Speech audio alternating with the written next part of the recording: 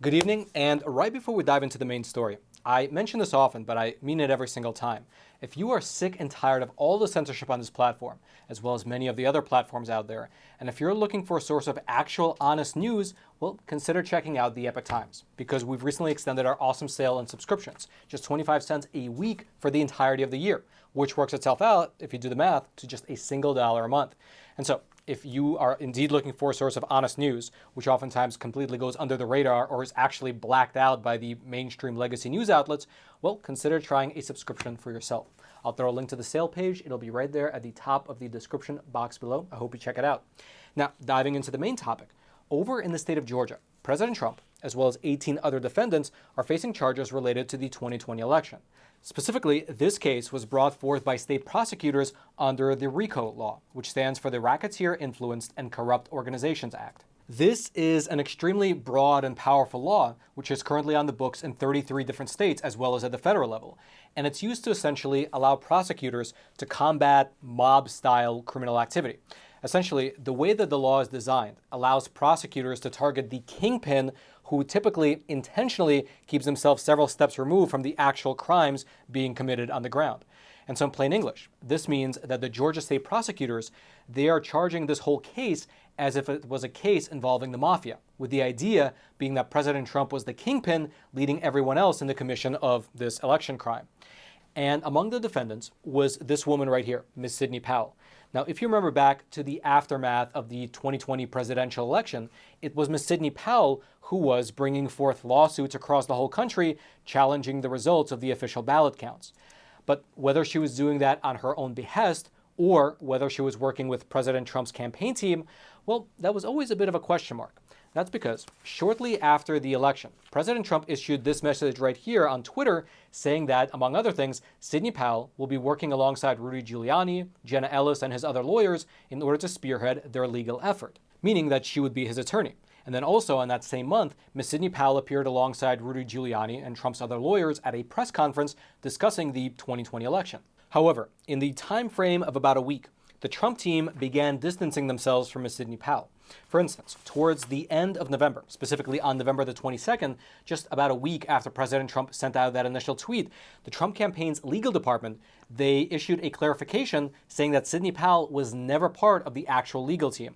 Here was, in fact, the statement that was released by Trump's legal team, again, on November 22nd of the year 2020. Quote, "Sidney Powell is practicing law on her own. She is not a member of the Trump legal team. She is also not a lawyer for the president in his personal capacity." Now, at the time, Ms. Sidney Powell issued a statement of her own, saying that she agreed with the campaign and that she would continue to pursue legal action on her own, separate from Trump's legal team. Here was a part of her statement that was released again back in November of the year 2020. Quote, "I agree with the statement today. I will represent we the people and seek the truth. I intend to expose all the fraud and let the chips fall where they may." And indeed, just as she said she would, after Trump's campaign cut ties with Ms. Sidney Powell, she continued to file her own independent election-related lawsuits across the whole country, in Arizona, in Georgia, in Michigan, as well as in Wisconsin. Now, those cases didn't really go anywhere, but regardless of that, though, the reason that she was included in this Georgia State RICO case is actually not tied to her election lawsuits. Rather, it's tied to something that took place over in Coffee County, Georgia. It's a rural county over in Georgia. Quote, "State prosecutors accused Ms. Powell of participating in the alleged conspiracy and conspiracies to commit computer trespass, computer theft, computer invasion of privacy, election fraud, and defrauding the state. The charges are tied to a January 7th, 2021 incident in which personnel of data forensic company Sullivan Strickler copied data from election machines and computers in Coffee County, Georgia." Essentially, this was a plan to copy the files on the election machines in that county to prove out election fraud, although that plan never really went anywhere. Regardless, though, while initially Ms. Sidney Powell was fighting the charges against her, saying that, for one, she was not Trump's lawyer, so she should not be included in the RICO case, that she never asked for the election files to get copied, and that she only paid for the files because the company that did copy them was allegedly extorting her. That was the argument that she was making, but all that is a bit irrelevant now. That's because 3 days ago, Ms. Sidney Powell accepted a plea deal from the prosecutors. Specifically, instead of going to trial on 7 felonies, instead, Ms. Powell pleaded guilty to only 6 misdemeanors, for which she will be given 6 years of probation as well as a $6,000 fine, which is significantly less than the actual jail time that she was facing if she were to be found guilty. Here's, in fact, a short video of her accepting the plea deal. Do you understand that by pleading guilty, you are giving up the right to a trial by jury? Yes. Do you understand that by pleading guilty, you're giving up the right to remain silent and not to incriminate yourself? Yes. Do you understand that by pleading guilty, you're giving up the right to confront witnesses that the state may bring to testify against you? Yes.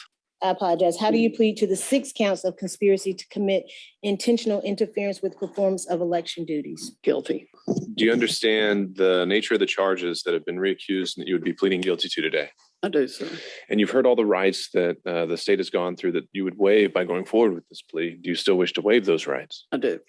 And are you pleading guilty today because you agree that there is a sufficient factual basis, that there are enough facts that support this plea of guilty?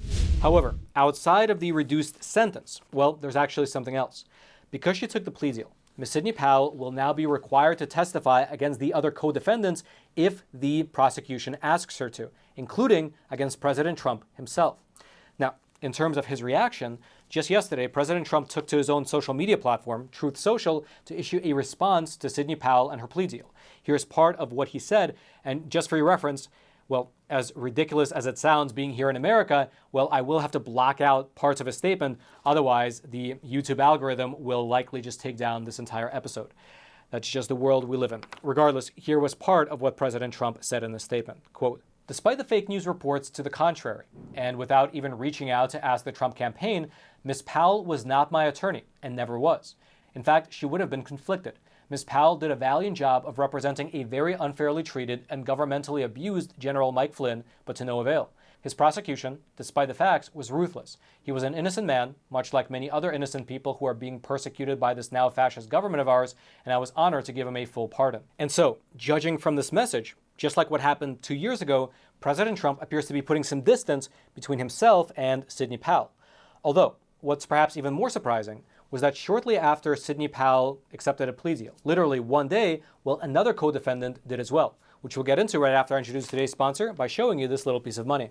Or rather, I should say that this is fake money being printed into oblivion by those geniuses over in Washington, D.C. And so before they completely obliterate your life savings, what I recommend you do is to convert that fake money into real money, which is physical gold and silver. And the best company to use is the sponsor of today's episode, American Hartford Gold, who also happens to be my own personal gold and silver bullion dealer. They have thousands of other 5-star ratings across the country. They have an A+ rating with the Better Business Bureau. They ship quickly, directly to your doorstep. Their product listings are awesome. They're stacked with great options of gold and silver bullion and coins, and they have amazing customer service. When you pick up the phone and call them, you feel good knowing you support a company that supports the truth getting out into the wider American audience. And so calling them up is a no-brainer. But best of all, if you tell them that Roman sent you, they will throw in up to $5,000 worth of free silver with your first purchase. It's 866-242-2352, or you can simply text the word Roman, R-O-M-A-N, Roman, to 65532. Of course, all their details will be down in the description box below. And now, let's head on back to the studio. Now, there is something else worth mentioning in this case, which is the fact that one day after Sidney Powell accepted a plea deal from the prosecutors, another one of President Trump's former lawyers did as well. Mr. Kenneth Chesebro, who was also among the 18 co-defendants in the RICO case over in Georgia, he pled guilty to 1 felony count of conspiracy to commit filing false documents. And just like Ms. Sidney Powell, with this plea deal now in place, Mr. Chesebro agreed to testify in any of the future RICO cases if the prosecution were to call on him. Although it is unclear how much use the prosecution would actually have from his testimony. In fact, along that very line, Mr. Chesebro's lawyer recently did an interview wherein he said that the only person implicated in this particular plea deal was Mr. Chesebro himself. Take a listen. And so while Mr. Chesebro did take responsibility for conspiracy to commit filing of false documents, I want to make something clear. He did not implicate anyone else. He implicated himself in that particular charge. And while he is required to go testify truthfully if he's called by the state, and Mr. Chesebro is a man of his word, and he will go testify truthfully if called by the state's going to have to decide at some point whether they think Mr. Chesebro's testimony will help them And if they believe it will help them, well, they'll call him and he'll come testify. But also at the same time, Katie, I will say, if he's called by a defendant, he will come testify and testify truthfully. Scott, now, listen, you and I have been doing this for a long time, right? Although I technically don't do it anymore. I do this. But your client gave a recorded proffer to the state of Georgia. And what did he say? I'm not at liberty to say exactly what he said, but here's what I'm at liberty to say. Someone asked me earlier, if you were Donald Trump, would you be worried? And I could personally, honestly answer no. And it's not that Mr. Chesebro is trying to protect Donald Trump or anyone else. He's not. He's ready to move on with his life. But I was there in the proffer. Again, I'm not going to say what was said because it is a confidential proffer and that will probably get me in trouble. But I can say that I personally do not believe the state will call him to testify on their behalf. If they do, and if I'm wrong, Mr. Chesebro will be there. He'll testify truthfully. And just for your general reference, as a response to Mr. Chesebro's plea deal, President Trump posted a transcript from the CNN interview that we just watched over on Truth Social, and he added this, quote, "I did absolutely nothing wrong. Thank you to Scott Grubman and Kenneth Chesebro for so stating." And so there you have it. We'll just have to wait and see whether any of the other 18 co-defendants decide to take plea deals as well. And also, in regards to what effect these plea deals might actually have, well, we'll just have to wait until the actual trial starts to see for ourselves. If you'd like to read more about the cases of either Ms. Sidney Powell or Mr. Ken Chesebro, I'll throw my reference notes. They'll be down in the description box below this video for you to peruse at your own leisure whenever you'd like. And then lastly, now that Ms. Sidney Powell actually took the plea deal, the prosecutors, as I mentioned earlier, can compel her to give testimony as a part of the RICO case. And although right now it's not exactly clear how exactly the prosecutors might use Sidney Powell, well, there is a possible guess. You see, there was a meeting at the White House which took place on Friday, December 18th of 2020. This was a rather famous meeting between President Trump, General Mike Flynn, Rudy Giuliani, Sidney Powell, as well as the former CEO of Overstock.com, Mr. Patrick Byrne. And this particular meeting was rather famous because, for one, it was during this meeting that the idea of assigning Ms. Sidney Powell as a special counsel on election fraud, it was in this meeting that it was first introduced.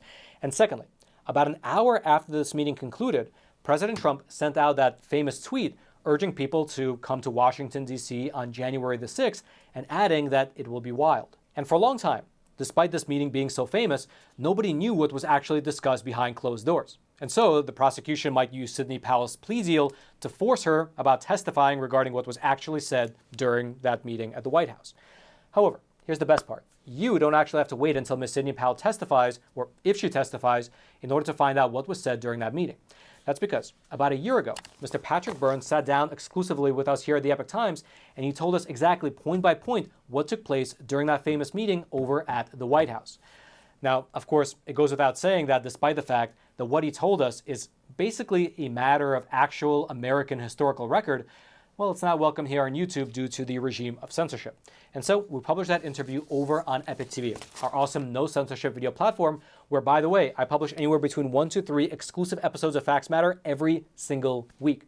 And so if you'd like to watch that interview between myself and Mr. Patrick Byrne, if you'd like to watch some extra episodes of Facts Matter every single week, including a huge backlog from the last 2 or 3 years, and if you would also like to get access to some awesome content over on the Epoch Times' website, well, now's a great time to check it out because, as I mentioned at the top of the episode, we recently extended our awesome sale on subscriptions. Just 25 cents a week for the whole year, which, if you do the math, works itself out to just be a single $1 a month. And so if you've been on the fence about subscribing to the Epoch Times, you're not sure whether you're ready, but you're definitely sure that you're tired of the censorship and you're looking for a source of honest news, well, perhaps take the sale as an opportunity to try the Epoch Times for yourself. I'll throw a link to the sale page. It'll be right there at the top of the description box below. You can just click on that link and head on over to the sale page where you can try the Epoch Times for just a single $1 a month. You can, of course, cancel anytime, but I'm sure that you won't. I'm sure that you'll love it and be a subscriber for a long, long time to come. Again, that link is right there at the top of the description box below. I hope you click on it, and I hope that you join us over on the Epoch Times. And then, until next time, I'm your host, Roman from the Epoch Times. Stay informed, most importantly, stay free.